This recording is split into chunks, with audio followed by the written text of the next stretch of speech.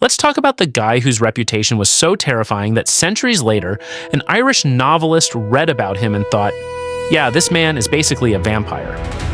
That's Vlad III, Prince of Wallachia, better known as Vlad the Impaler, and in 1462, he pulled off one of the most audacious military stunts in medieval history against the Ottoman Empire, the undisputed heavyweight champion of the region at the time.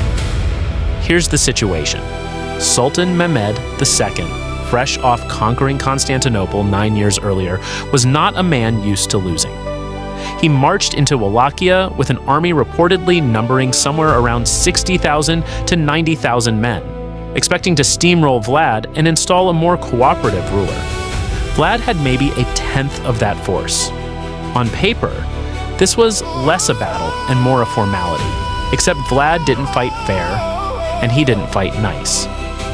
As the Ottoman army advanced, he unleashed what historians now call an early form of scorched earth warfare. He burned his own villages, poisoned wells, destroyed crops, and evacuated civilians, leaving the Ottomans marching through a wasteland with no food, no water, and no supplies.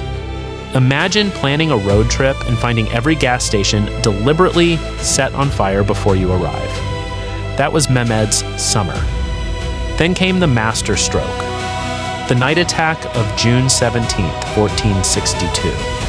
Vlad and a small force snuck into the Ottoman camp under cover of darkness, aiming to assassinate the Sultan directly. He didn't succeed in killing Mehmed, but he caused absolute chaos, panic, and heavy casualties, striking fear into an army that thought it was untouchable. Nothing ruins troop morale quite like realizing the enemy can walk into your tent while you sleep. But the image that truly sealed Vlad's legend came next. As the Ottoman army pushed toward the Wallachian capital, they encountered what became known as the Forest of the Impaled. Thousands of Ottoman prisoners and enemies executed by impalement, arranged for maximum psychological horror along the road. Mehmed, a man who had personally conquered Constantinople, reportedly took one look at this and decided he'd seen enough.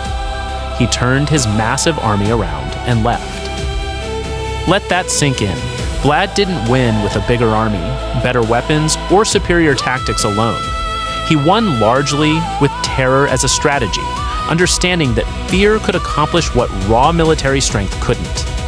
It's brutal, undeniably, and not something to celebrate uncritically. But it's also a fascinating case study in psychological warfare centuries before the term existed. Vlad didn't defeat the Ottoman Empire outright, but he humiliated Mehmed II badly enough that it became one of the most talked about failures of his reign. Sometimes the scariest weapon in history isn't a sword, it's a reputation.